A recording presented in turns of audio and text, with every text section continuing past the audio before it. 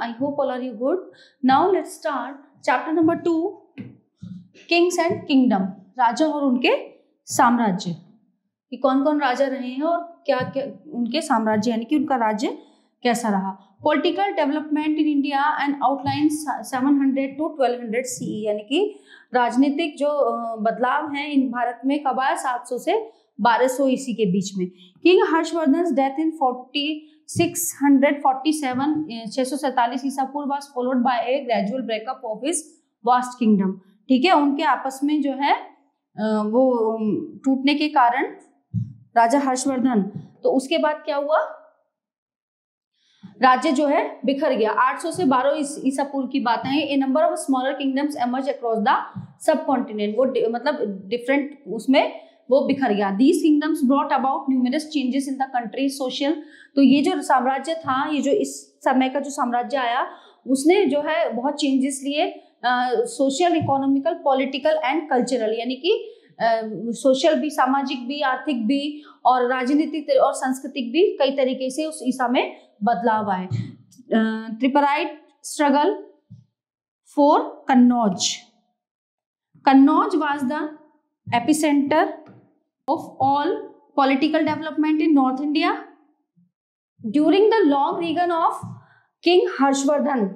ठीक है, Kannauj was the epicentre, मतलब एक कन्नौज एक मुख्य केंद्र था पॉलिटिकल, राजनीतिक, उसके लिए north India during the long reign of राजा हर्षवर्धन के समय में. Its location near river Ganga help foster trade and agriculture in this region. मतलब गंगा नदी के पास होने की वजह से यहाँ पे लोग बहुत मतलब बसे हुए थे और यहाँ पे खेती बहुत मतलब अच्छे से होती थी. Even after king Harshavardhan death, राजा हर्षवर्धन के मरने के बाद Kannauj continue to remain important for different ruling dynasties and its possessions was considered to be immensely beneficial.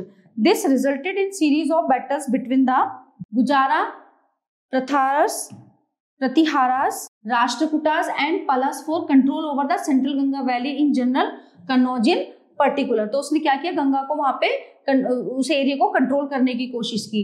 This fight, which was essentially aimed at securing the supreme position in the political scene of North and Central India, is known as मतलब इन तीनों का जो वो है struggle, since it mainly involve 3 parties. इन 3 पार्टियों का जो स्ट्रगल था वो इस यहाँ पे कन्नौज के इसमें एरिया में हमें देखने को मिलता है.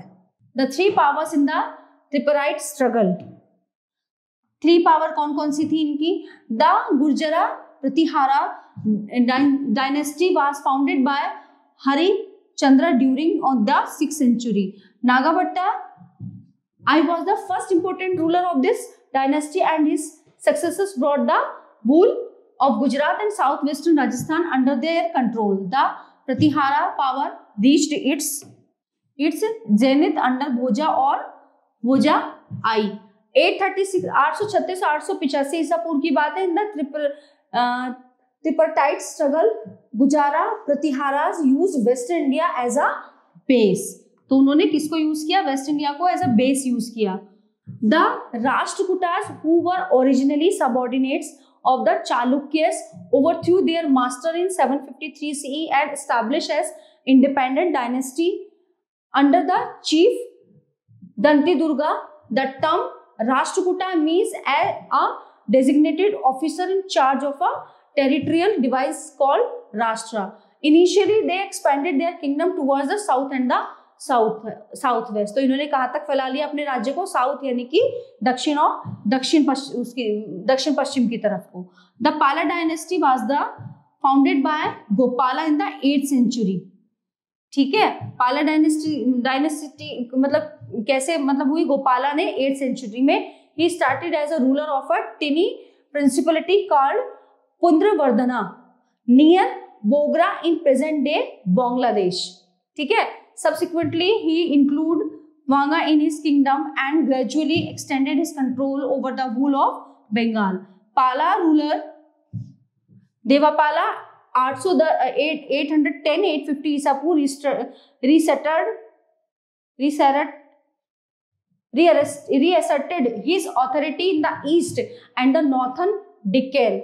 After the death of Devapala, Pala power started declining, though it reviewed revived during the reign of Mahipala. 988-1038 Isapur, his stronghold now was confined only to Bihar. Outcomes of the Tiparite struggle. The conflicts between kingdom weakened their resources. At the end of the 19th century, the Pala kingdom declined with its subordinates in Kamarupa, modern Assam, जो अब Kamarupa जिसका modern नाम आसाम है, and Utkala modern Orissa. ठीक है. Asserting their independence, eventually they were replaced by the Sena rulers. The last Sena ruler, Lakshman Sen, was defeated by the commander of the Delhi Sultanate, Muhammad Bakhtiar Khilji, in 1200 Isa. After the Sena dynasty, the Deva dynasty came to power in Eastern Bengal. Kingdoms of North India. The Gujara Pratihara kingdom also declined soon afterwards, and its subordinates Chauhans, ठीक है, Chahamanas, Chandes, Guhilas, Kalakuris, Paramars and Solankis asserted their independence. The Pratihara kingdom thus became weak, and it enabled Mahmud Ghazni and Afghan king, Afghan का जो राजा था, to plunder its Western India territories mercilessly. Eventually, the lack of unity and constant rivalry within them gave the Turks an opportunity to invade India and lay the foundation. यानी कि महमूद गजनी ने क्या किया? Divide and rule. ठीक है. तो यहाँ पे जो है इनमें आपस में फूट डालनी शुरू कर दी. तो फिर क्या हुआ? ये foundation unity and the constant gave the Turks an opportunity to invade the India and lay the foundation of the Delhi Sultanate. Delhi की सल्तनत का वो बन गया. The Rashtrakuta kingdom made the same fate.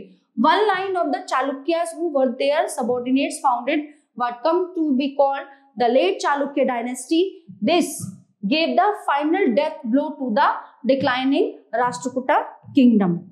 Administration. The new kingdoms were divided into provinces called Bhuktis, which were divided further into Vishayas. Okay, the governor was in charge of the Bhuktis and Vishapati looked after Vishayas.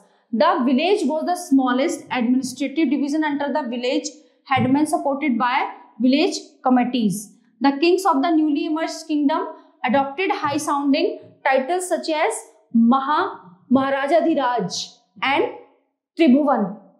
The king was advised by the council of ministers, including the foreign minister Sandhi Vigrahika, storehouse in charge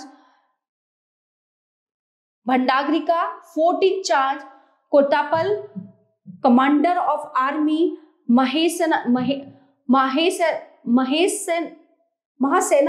and royal priest Rajpurohita.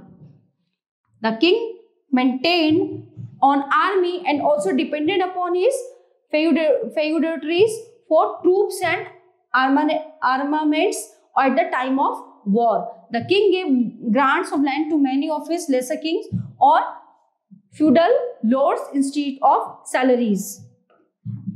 Social life. Their social life. The Rajputs was a part of the Kshatriya warrior class. Most of the Rajput ruling classes claimed their lineage from either Agni, sun or moon.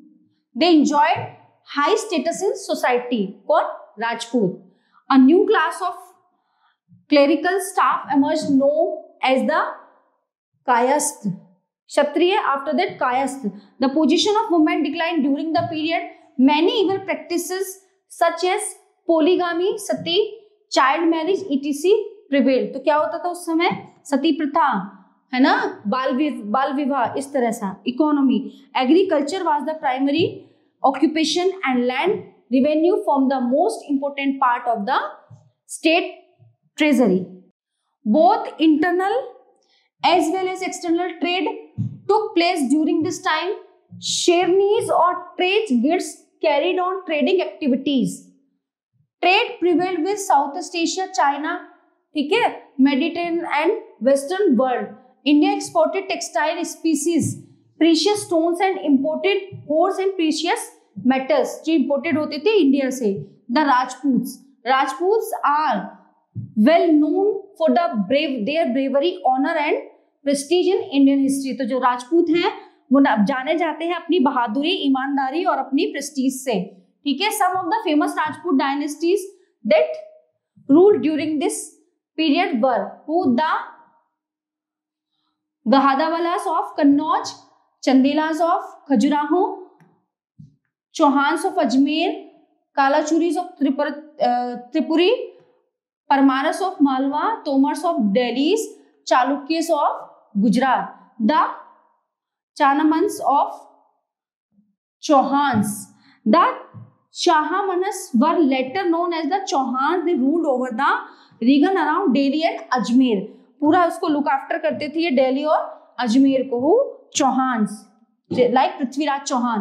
Prithviraj third 1168-1192 was the greatest ruler of dynasty who Prithviraj Chauhan. He ascended the throne of Ajmer at the age of 14 and made many conquests. 14 साल की उम्र में इन्होंने अजमेर की बागडोर संभाली थी। He conquered many small state of Rajasthan and Bundelkhand. His achievements and exploits have been described by his court poet Chandar Bardai, ठीक है। इसके बारे में जो कवि था चंदर बरदाई, उसने सारी चीजें बताई। इस famous book Prithviraj Raso in and 1191 he defeated an Afghan ruler Sultan Mohammad Ghori. Mohammad Ghori को उन्होंने डिफीट किया था in the first battle of Tarain, but in the second battle of Tarain in AD 1192 he lost to Mohammad Ghori. We have already mentioned that there were many famous Rajput kingdom during this period. They were always fighting with each other for supremacy. ये आपस में लड़ते रहते थे। These battles made them weak. तो इनकी ये जो है कमजोरी थी, ये आपस में लड़ते रहते थे। That is why they could neither defend themselves individually. वो कभी भी individually आपको डिफेंड, अपने आप को डिफेंड नहीं कर पाए, nor unit against the Turkish invasions. ये है Mahmud of Ghazni. Mahmud of Ghazni was a very ambitious ruler for Ghaznavid dynasty. Mahmud extended his control over parts of Central Asia, Iran and northwestern part of the Indian subcontinent. He wanted to make Ghazni, now in Afghanistan, the most powerful kingdom. बनाना चाहता था ये उसको। For this he needed a large army and wealth. उसको चाहिए थे बहुत बड़ी सेना और बहुत सारा पैसा। His first invasion was undertaken to get hold of the wealth in India. It was not difficult for Mahmud to invade India because the early medieval period, मध्यकालीन समय में क्या था, known as disunity among the Indian rulers. Mahmud took advantage of the lack of unity. यानी कि मध्यकाल में क्या था, हमारे भारत में जो राजा थे उनमें आपस में यूनिटी नहीं थी, तो इसने क्या किया, इसने इस चीज का फायदा उठाया, ठीक है ना। तो इसका एडवांटेज ने फायदा उठाया, लैक ऑफ यूनिटी, यानी कि वो आपस में संगठित रहने, मतलब बिखरे हुए थे सब, तो उसने इस चीज का फायदा उठाया कि इनमें यूनिटी तो है नहीं, तो जो है अपना जो चीजें तू चाहता है वो कर पाएगा।